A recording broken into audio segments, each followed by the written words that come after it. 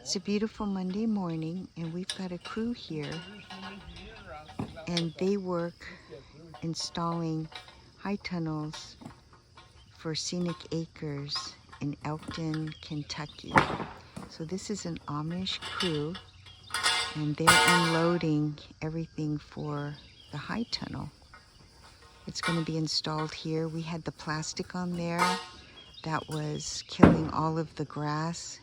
We took that off yesterday, and now this crew is going to take the day and install the high tunnels. So it's an Amish crew, and this is what they do.